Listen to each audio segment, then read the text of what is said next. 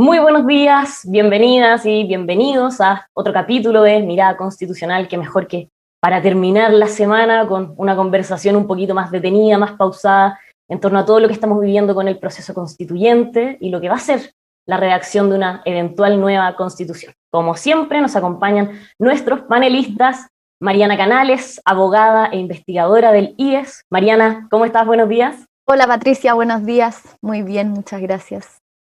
Y también nos acompaña el editor general de MOL, periodista Benjamín Blanco. Benjamín, ¿cómo estás? Bienvenido. Muy bien, muchas gracias. Muy contento de que sea viernes. Sí, al fin. Pasó rápido la semana y bueno, y ahora sí tenemos la certeza de que las elecciones efectivamente se corrieron, van a ser la segunda semana de mayo.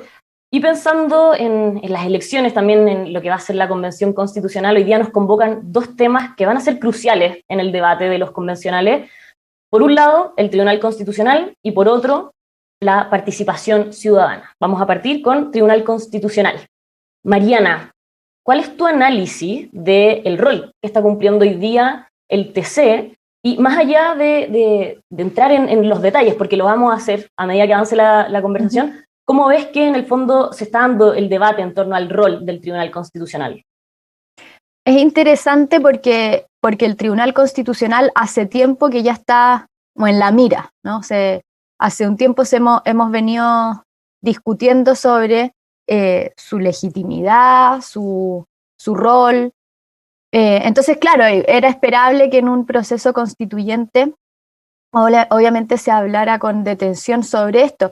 Y hay algo que es muy interesante, que es está tan como en la encrucijada de qué va a pasar con él, que por ejemplo, respecto a los retiros de la AFP, en que eran reformas inconstitucionales, en el sentido que eran iniciativa exclusiva del presidente y en cambio nacen del Congreso y siguen, como que se olvidaron de los procesos establecidos en la Constitución.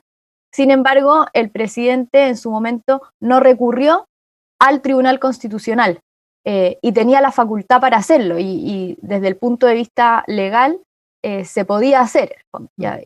Y uno esperaba, o mucha gente esperaba que así lo hiciera. Hoy día esto, ante el tercer retiro, claro, como que hay más consenso en que quizás va a recurrir, pero está es tan endeble su posición que claro, que ni siquiera se usó en el tiempo reciente. Entonces, bueno, y es complicado el debate porque no es un punto preciso el que se discuta, sino que son varios elementos los que hay que considerar. Atribuciones específicas, hay algunas atribuciones que no son para nada problemáticas, otras que sí, como por ejemplo el control preventivo, represivo. Además, hay elementos no solamente jurídicos, sino que también muy políticos, históricos. Entonces es un debate que va a venir y que es importante que sea un debate muy detenido, muy serio y no sesgado como por intereses partidistas. De repente suele ser más o menos usual que cierto sector político lo quiere destruir y otro lo defiende a mano armada, digamos. Entonces, me parece a mí que ese escenario no suma mucho, sino que hay que tener un debate detenido, viendo atribución por atribución, la composición quizás habría que revisarla. Entonces, claro, eso. ¿Benja? Sí, hemos hablado en los otros capítulos sobre, por ejemplo, el complejo momento que tiene el Congreso.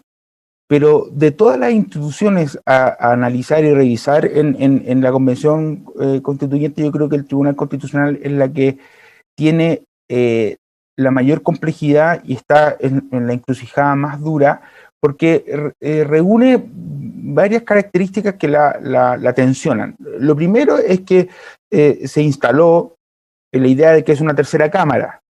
Entonces ha sido, con esa consigna, ha sido bastante fácil, más allá de sus decisiones, poder cuestionarla con esa idea de que es una tercera cámara no democrática, etcétera. Incluso se ha cuestionado la existencia en sí mismo de un tribunal constitucional, siendo que en muchos países existe. Eso por un lado. Generalmente, desde la centroizquierda se señala de que si bien la Constitución no hace una distinción tan clara sobre privilegiar el derecho de lo privado por sobre lo estatal, sí señalan que ha sido el Tribunal Constitucional en sus fallos históricos la que ha establecido la preeminencia del derecho privado por sobre otro en la Constitución. Y el tercer punto, y que lo hace mucho más complejo, es que además el Tribunal Constitucional, la institución, atraviesa ahora una pugna interna súper difícil de llevar, que parte, o sea, los funcionarios han denunciado a la presidenta por malos tratos, ha habido allanamientos desde la Fiscalía, la presidenta actual también criticó la lentitud en que se revisaban las causas de derechos humanos en su momento, lo que tensionó el espacio. Entonces arrastra un problema desde hace tiempo y como ejemplo, el Poder Judicial realizó a fines del año pasado una jornada reflexiva y entregaron o hicieron un informe más o menos de los cambios que ellos ven que serían necesarios dentro del organismo, dentro del poder, para entregárselo a los constituyentes. Y el Tribunal Constitucional no lo ha hecho porque en rigor no lo puede hacer porque están todos los jueces o los miembros de la instancia enfrentados.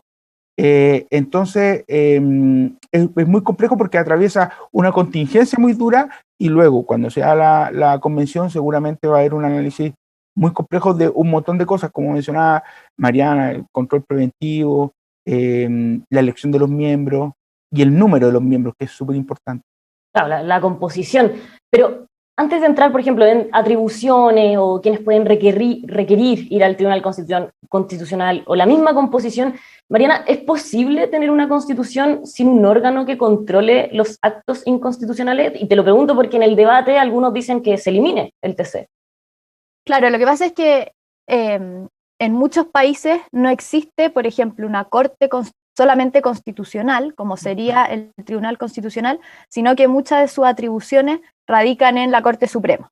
Entonces, por ejemplo, Estados Unidos no tiene un TC, pero sí el rol del TC lo juega la Corte Suprema. Entonces, a mí me parece importante que exista un órgano que controle la constitucionalidad de los actos, en el fondo, porque claro, una cosa es tener una constitución que limite el poder, que lo distribuya, etcétera, y otra cosa es cómo hacemos que esa constitución se respete. Y en ese sentido me parece razonable y me parece deseable que exista un tribunal constitucional o no sé, que la Corte Suprema tenga las atribuciones, pero a mí me parece bueno que exista un tribunal exclusivamente dedicado a eso. Ahora, y acá hay un punto interesante que de alguna manera lo tocó Benjamín, que es que a mí me parece que hay que distinguir entre la existencia de un tribunal constitucional o lo razonable o deseable que sea, y otra cosa es cómo se ha usado o qué ha hecho ese tribunal constitucional. Me parece que son dos discusiones distintas.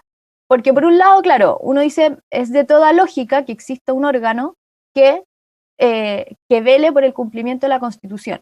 Y otra cosa es un órgano que es criticado, por ejemplo, por el hecho de decirse que sea una tercera cámara, con lo cual yo no estoy de acuerdo, pero en el fondo que es criticado, que políticamente es complejo, y bueno, y poner, por ejemplo, a el nombramiento de Sebastián Piñera, la ministra actual María Luisa Abraham, que era la jefa de su segundo piso, entonces uno dice, bueno, ¿es un órgano político o no?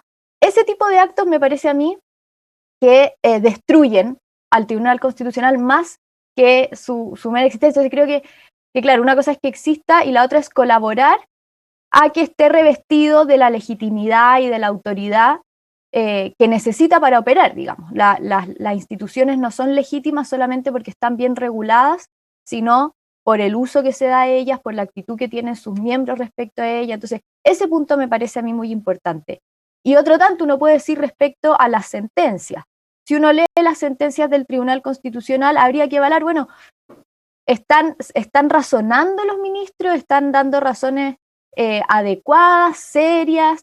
Ese tipo de cosas me parece a mí que son importantes de considerar y que quizás no son tanto de la regulación o lo que diga la Constitución, que en parte, obviamente, pero hay mucho de actitud, de decisiones políticas. O sea, Piñera, a mi juicio, yo creo que estaba atado de manos, no podía recurrir al TC por el retiro de la AFP, justamente porque se iba a ver como, bueno, si él metió a su gente ahí, esto es una salida por la puerta chica para resolver un asunto. Entonces, obviamente se iba a ver mal. Y ese pero entonces tú ves una falta de control político, entonces.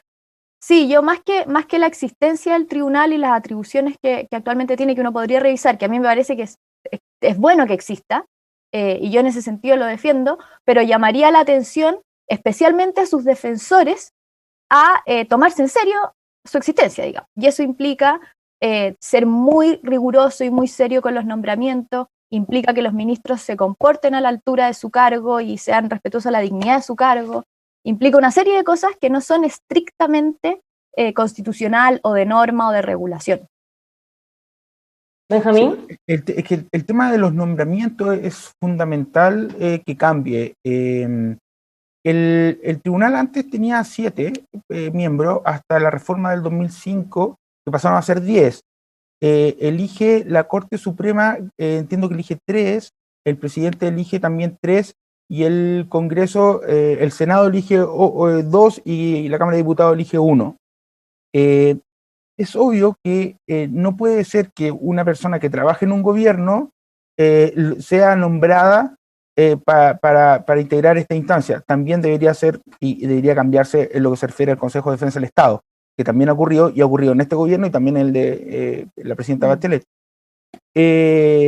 Para eso hay varias propuestas. De hecho, el Poder Judicial propone una idea de que se cree un ente autónomo que proponga una terna y que el presidente escoja esa terna. Desde esa terna escoja los nombres y que evidentemente queden eliminados cualquier persona que participe en el gobierno, o sea, que no pueda pasar de ser un asesor al Tribunal Constitucional. Pero además, y lo que también se debate mucho, es la necesidad de que sea un número impar, para que no sea el presidente de la instancia el que tenga ese voto dirimente, que en este caso recae en la presidenta María Luisa Abraham, que es la que en el fondo rompe la balanza y los fallos al final, su voto vale doble. La idea es que, claro, el presidente tenga un rol más administrativo y que su voto valga el mismo que los otros 10, supongamos, pero que sean 11 o que sean 13, o en fin, pero un número impar. Eso también es parte como las propuestas. Yo creo que es clave. O sea, el Tribunal Constitucional es una institución muy necesaria y es necesario que cobre legitimidad, y uno de los caminos es cambiar la forma en que se nombran los integrantes. Y otra cosa es el nombramiento. Perdón. No, que algunos también nombran o dicen que haya paridad de género entre los miembros también. Claro, es un debate que yo creo que va a afectar a todos los órganos colegiados. No, y con los nombramientos también uno podría decir, bueno, que sea lo menos político posible, pero otra alternativa es reconocer que es un tribunal con un componente político importante y nombrar y transparentar que los nombramientos también pueden ser de acuerdo a eso. O sea, yo no sé acá cuál es la fórmula, digamos, pero efectivamente es un tribunal que, por las cosas que hace, estoy pensando, por ejemplo, en cuando tiene que pronunciarse respecto a ciertos derechos, y ver la idoneidad de una ley respecto a la Constitución, y lo que está en juego es un derecho, la técnica con la que están consagrados los derechos, que es consagrarlos de manera abstracta, de manera general, y por lo tanto se requiere que alguien lo concrete. Bueno, cuando eso llega a manos del tribunal y tiene que decidir, y no tiene lineamientos para decidir, porque están establecidos en términos abstractos, evidentemente van a tener que echar mano a sus propios conocimientos políticos, morales o lo que sea. Entonces también hay un problema como de técnica legislativa en ese sentido, que bueno, las cosas que se enfrentan por la manera en que están consagradas les dan espacio a los jueces. Entonces, una alternativa respecto al nombramiento es también asumir que eso es así y por lo tanto hay un componente político del cual hay que hacerse cargo. Quizás el camino no es como oscurecerlo, sino, bueno, asumirlo y decir ya, el presidente está en su legítimo derecho. No sé, creo que es una alternativa. O sea, en el fondo, negar esa naturaleza quizá tampoco es tan útil para el debate, digamos. Me quedo dando vuelta, Mariana. Perdón, Benjamín.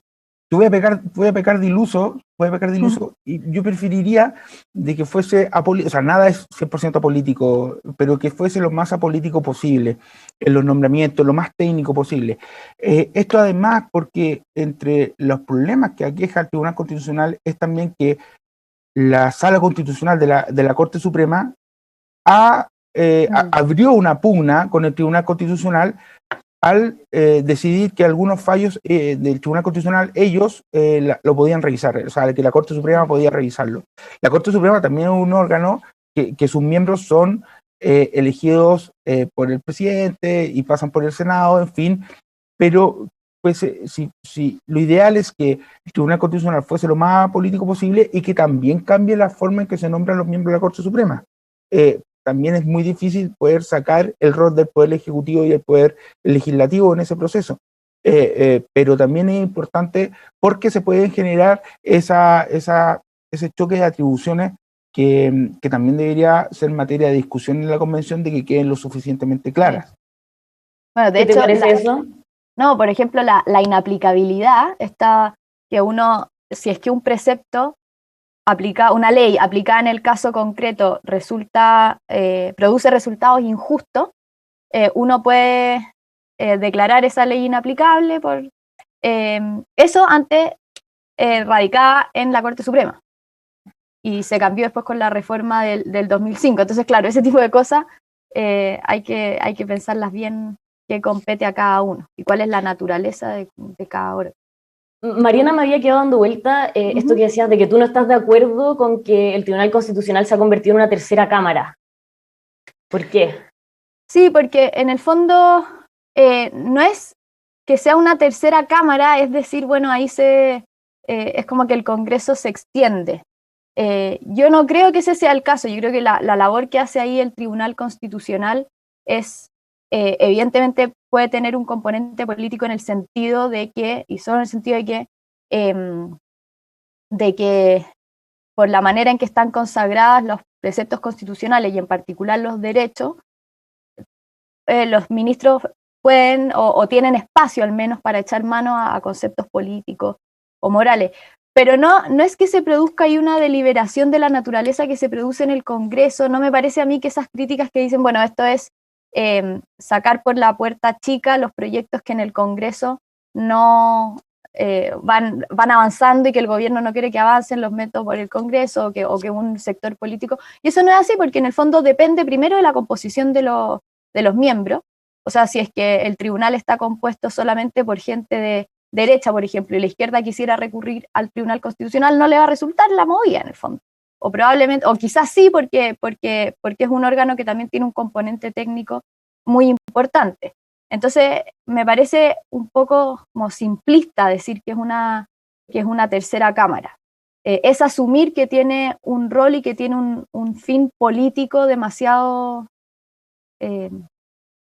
claro, y eso depende también de los asuntos que se discutan. O sea, el típico argumento de, bueno, las mayorías, como pasan máquina a las minorías, eso depende, porque uno puede haber una mayoría que se componga de determinadas personas para una materia, pero que esas personas estén en desacuerdo en otras, y por lo tanto la mayoría respecto a ese tema va a ser otra. Entonces uno no puede pensar el Congreso, o sea, el Tribunal Constitucional como una tercera cámara en el sentido que va a fallar siempre de la misma manera o que siempre va a sacar los proyectos que van avanzando en el Congreso cuando no le gustan, porque depende de otros factores, como que creo que es simplista en el fondo. Y además el razonamiento que hace el TC tiene elementos técnicos, o sea, ven que algo esté de acuerdo a la Constitución en el fondo, hacen un juicio como de idoneidad, entonces en ese sentido no me parece a mí que sea una tercera cámara. Ahora, otra cosa es lo que decía anteriormente, cuando los ministros no se toman en serio su papel y efectivamente dicen, esta ley no me gusta, y hacen un razonamiento penca y la sentencia uno la lee que es una plana de un tema muy complejo, pero es una plana nomás y bueno, y lo hace. Ya, eso me parece irresponsable y en ese sentido evidentemente le están dando la razón a quienes dicen que es una tercera cámara. Entonces, por eso digo que la discusión es compleja porque implica un aspecto de regulación, de diseño, y otro aspecto de de aptitud moral de quienes lo integran y quienes lo defienden y quienes lo usan. Entonces Claro, ahí sí, el llamado... y de sincerar también este factor político que tú decías, que quizás sería mejor transparentarlo y no negarlo al final. Puede ser, yo ahí no sé cuál es la solución, digamos, pero sí una de las cosas que se critica eso, y si uno va a mirar y efectivamente es plausible, bueno, algo hay que hacer. Y eso pasa, creo yo, en gran medida por que quienes lo integran tengan como la seriedad suficiente para tomarse su trabajo con responsabilidad. Y Benjamín, para ti, ¿quiénes lo integran tienen la seriedad suficiente? O sea, en este momento es difícil decirlo porque hay una pugna interna súper potente que ha ido creciendo. Bueno, se ha señalado en los medios en que prácticamente no se pueden ver los miembros del Tribunal Constitucional, lo que es súper complejo, y se grafica en parte en que no han podido elaborar ni siquiera un documento para poder entregar a los miembros de la convención.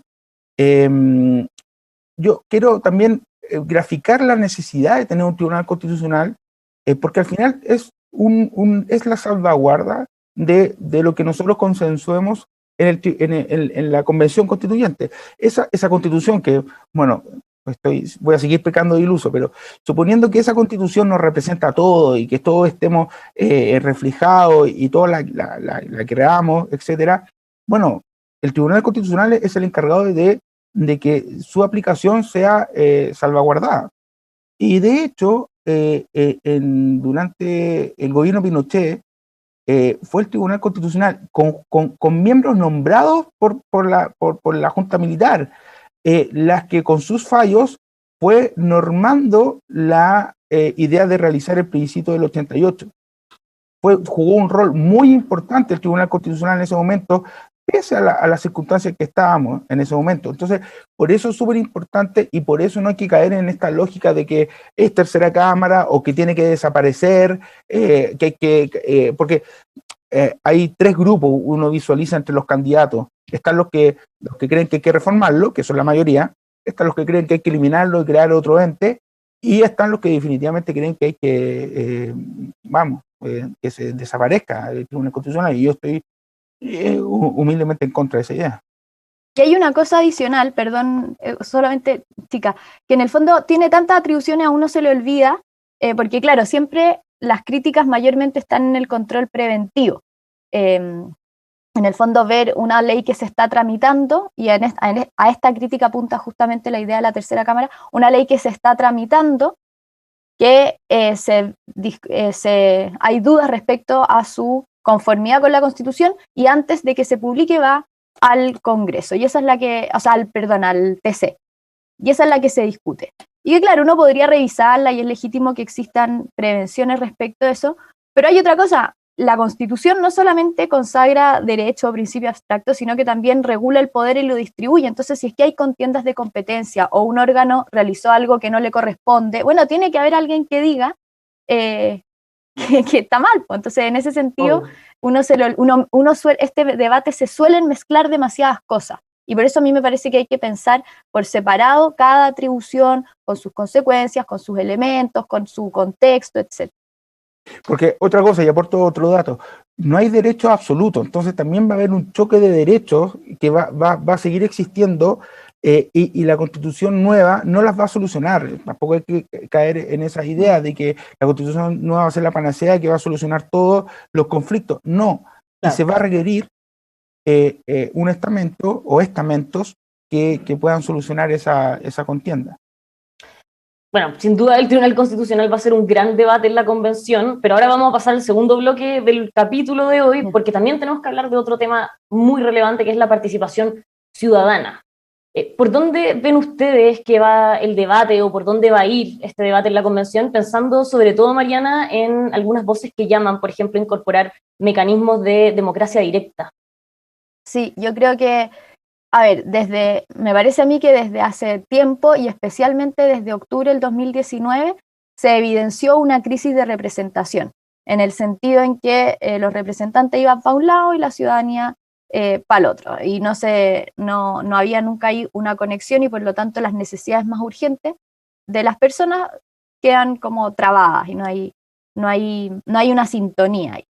Y en ese sentido, claro, va a ser un tema la representación en términos abstractos o generales, y en particular hay muchos que, dado este problema de representatividad, abogan por mecanismos de democracia directa. Y estos pueden ser muchísimos, hay de distintos tipos. Uno podría pensar, por ejemplo, en mecanismos de democracia directa a nivel más local, por ejemplo, municipalidades o gobiernos regionales, y en ese sentido, por ejemplo, municipalidades que la gente pudiese pronunciarse de manera vinculante respecto a un plano regulado. Eso es un tipo de mecanismos de democracia directa. Y así hay otros. Otro que uno podría pensar y que se ha propuesto en el debate actual son, por ejemplo, los referéndums revocatorios o la iniciativa popular de ley. Entonces, todo eso son muy distintos y merecen ser analizados en su propio mérito. Pero me parece a mí que va a ser un tema dado que hay una crisis de representatividad. Entonces, cuando se está pensando en las soluciones, evidentemente surgen propuestas como esta. Ahora, yo creo que no solamente uno debiera analizar esas propuestas, que a mí hay unas que me parecen muy bien, otras que me parecen muy, muy dañinas, pero además uno debiese hacer un esfuerzo por fortalecer la democracia representativa y favorecer el vínculo entre representantes y representados. Y eso pasa, por ejemplo, por hacer un sistema electoral sencillo en que la gente, pues típico, los sistemas electorales son tan complejos que uno vota y al final lo que unos creen que son mayoría finalmente no salen electos en el Congreso porque hay ahí unos mecanismos y unos porcentajes y una cifra repartidora, entonces nadie entiende nada. Si hay mecanismos que son un poco más complejos en que uno pudiese ver su voto traducido en la realidad o que haya una identificación territorial más clara, por ejemplo, el tamaño de los distritos o mecanismos de control, todas esas cosas también debiesen estar presentes en la discusión y no solamente qué mecanismos de democracia directa vamos a incluir y cuáles no. Benja.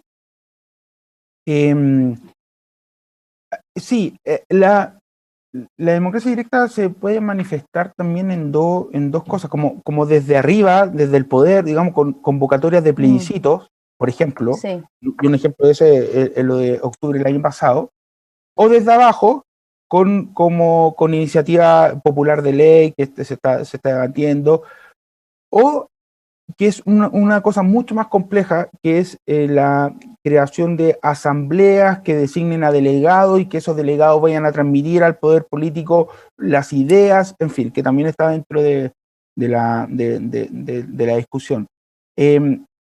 Volviendo a un punto del plebiscito, importante mencionar, lo del plebiscito es una herramienta que viene de antes, que viene de la Constitución, bueno, del 80, y que una de las críticas a la reforma del 2005 de Lagos es que debió haber convocado un plebiscito y haber consultado justamente todos esos cambios y así haber dado un refrendado justamente esa constitución o esos cambios que ahora ya no fueron suficientes, como quedó claro. Pero podrían haber evitado varios debates que luego se instalaron.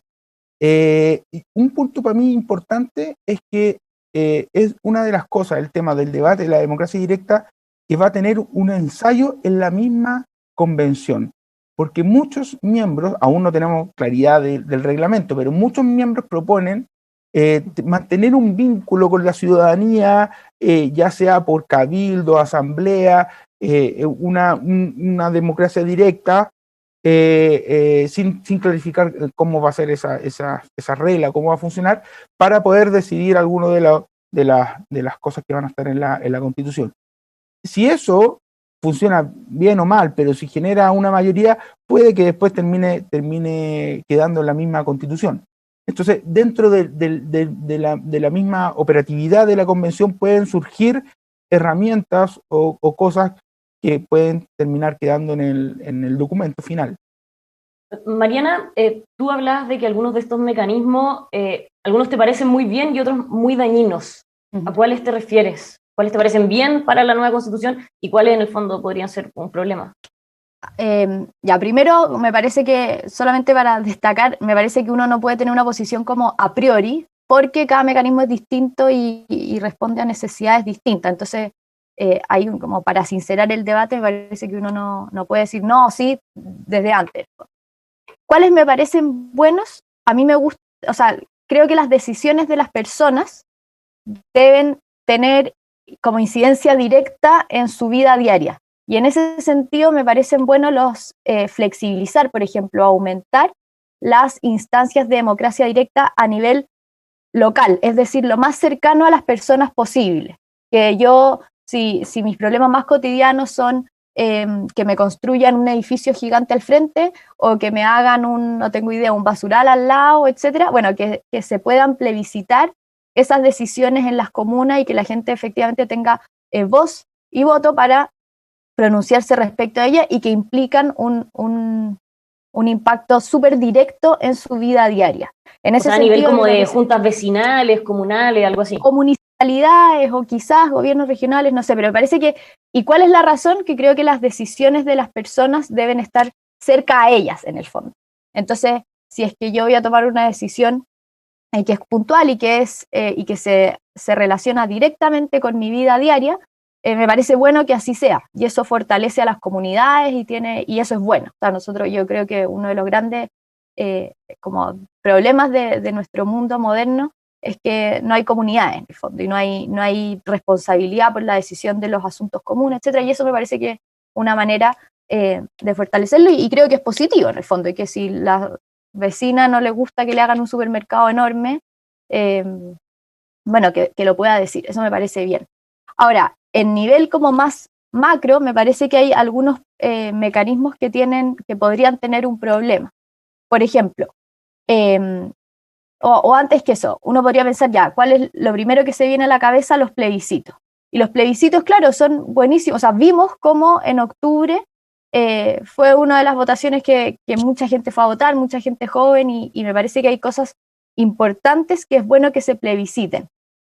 Por ejemplo, los cambios constitucionales. Uno podría pensar de repente en debates que son especialmente sensibles. Bueno, quizás es bueno que decidamos. Acá puedo decir algo muy, ¿cómo se llama? Como, quizás muy loco y no estoy segura de lo que estoy diciendo, pero quizás uno podría decir, bueno, plebiscitemos el aborto, no sé. Ese tipo de cosas me parecen bien.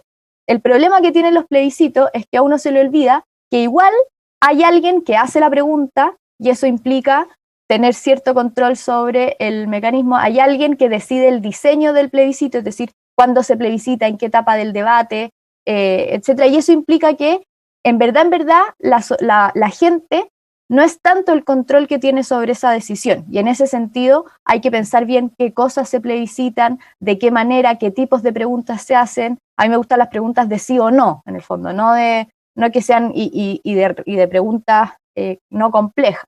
En ese sentido, que favorezca efectivamente el poder de la gente y no que finalmente termine cooptado por quienes estarán a cargo, que serán finalmente los partidos. Y en ese sentido uno podría pensar, por ejemplo, en los referéndum revocatorios, que son plebiscitos que bueno, tiene un diseño particular en el lugar al que se trate, pero en el fondo que ya sea la gente mediante una junta de firmas o algo así, o el Congreso, llama a un plebiscito para sacar a una autoridad que ha sido elegida democráticamente. Y eso también hay algunos que tienen muchos requisitos, otros que es ni siquiera con expresión de causa, otros que se requieren para todas las autoridades, otras solamente para algunas. Bueno, y eso a mí sí me parece un problema. Primero porque la evidencia en Latinoamérica ha demostrado que finalmente generan mucho más problemas de los que intenta solucionar. Generalmente se usan para autoridades corruptas o cosas así, y bueno, en sociedades más bien polarizadas o fragmentadas va a terminar teniendo un problema de gobernabilidad. La corrupción se ha demostrado que no se termina por eso, porque la corrupción obedece a cuestiones estructurales y no solamente una persona, entonces el reemplazante va a caer en lo mismo. Entonces, en ese sentido, me parece que están como la gente los sobrevalora y en verdad uno ve los datos y no hay una mejor representación. Y además, están muy cooptados por los partidos. Entonces se le dice a la gente, mira, usted va a sacar a la autoridad que usted eligió, pero finalmente la gente no tiene la capacidad organizativa que tiene un partido o algún tipo de organización más establecida, y por lo tanto van a ser ellos quienes se van a organizar, no sé qué, y se termina sacando a la gente a gusto de quienes tienen intereses particulares y que tienen capacidad organizativa. Entonces, en ese sentido, a mí, mecanismos como eso me parecen que sí serían dañinos para la gobernabilidad porque generan una falsa ilusión de tener poder en el fondo y que no es tal, y que tiene una serie de problemas asociados a eso. Benja, ¿tú coincides con este como riesgo de que en el fondo este tipo de mecanismos podría dificultar más la gobernabilidad del sistema político? Con el referéndum revocatorio 100%, 100%. Yo también creo que es muy complejo porque además tenemos otro problema. Aquí en Chile hay voto voluntario, eso es otro debate que hay que cambiar. Entonces, si hay un referéndum revocatorio, por ejemplo, si existiera esa herramienta ahora con Piñera o incluso con la presidenta Bachelet, al segundo año la popularidad de ambos se desplomó, o al tercer año se desplomó. Entonces ya llamamos un referéndum y a lo mejor lo sacamos. Pero, ¿y qué viene después? ¿Quién lo reemplaza? ¿Y el que lo reemplaza va a satisfacer o solucionar los problemas que habían antes? La popularidad de los presidentes es muy volátil en las democracias occidentales actuales, una cosa que no solo ocurre en Chile. De hecho, el debate de la democracia directa es algo muy presente en varios lugares, no una cosa nueva o una cosa que solo ocurre acá en Chile, y que va de la mano un poco por la distancia que han tomado la élite política de la ciudadanía en Europa o acá. Generalmente funcionan mejor estas herramientas en sociedades pequeñas y más bien homogéneas. Suiza es como el ejemplo más grande, y aquí en Sudamérica Uruguay, que tiene lo que se llama la iniciativa popular de ley, que a mí me parece que es una herramienta que puede ser muy, muy interesante y muy valiosa de debatir y aplicar. Y volviendo a los plebiscitos, y por qué es importante ese punto, lo quiero poner como ejemplo. Una candidata presidencial propuso que a lo mejor el 6% extra de cotización debería ser plebiscitado. O sea, cuánto va a una cuenta individual, cuánto va a un fondo solidario. Probablemente, no lo sé, pero probablemente gane la opción de que el 6% vaya a una cuenta individual. Porque la gente ahora está mucho más familiarizada con el tema de los retiros del 10% o de sentir que los fondos de pensiones son algo propio. Ok, uno puede estar de acuerdo o en desacuerdo de eso, pero justamente la labor de los políticos, la labor de la democracia representativa es velar por todos.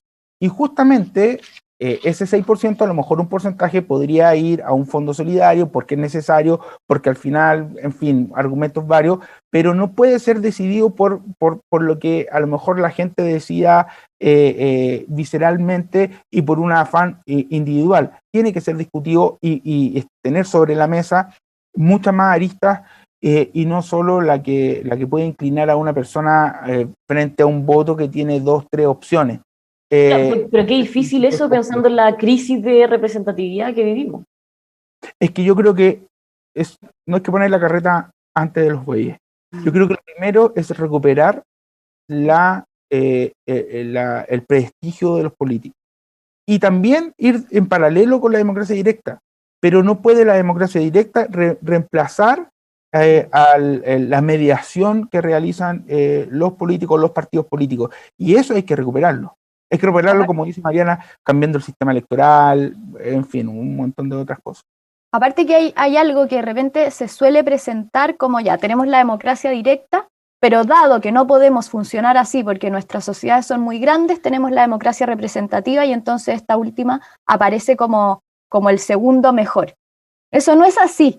La democracia directa tiene problemas prácticos, digamos, pero no es que la democracia representativa sea la segunda mejor, porque hay algo valioso en esa representación, en el sentido de que quienes representan, el hecho de que tengan que procesar diversos intereses ciudadanos que no están organizados de manera original, digamos, y tengan que procesar eso y que eso se tenga que discutir en una asamblea o en lo que sea, como por ejemplo el Congreso, y que de ahí salga un resultado que incorpora todo eso, es bueno, porque no es la mera suma de los intereses individuales lo que hay en el fondo.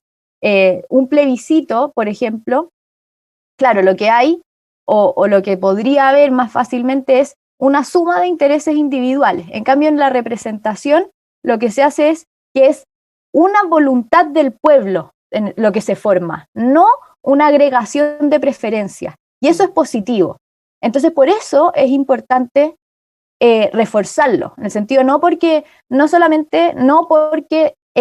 la democracia representativa o la representación sea la alternativa que nos queda, dado que la democracia directa no siempre es posible. No, no es por eso. Es porque el hecho de que haya alguien que nos tenga que representar y que eso se tenga que discutir ante otros representantes y que se tengan que articular los distintos intereses y que se tenga que lograr un resultado fruto de la deliberación, eso es positivo. Entonces, por eso a mí me parece que hay que fortalecerlo, y los canales de democracia directa, que también son importantes, tienen que obedecer a fortalecer y potenciar las comunidades y fortalecer la representación, porque hay algo bueno en esa representación.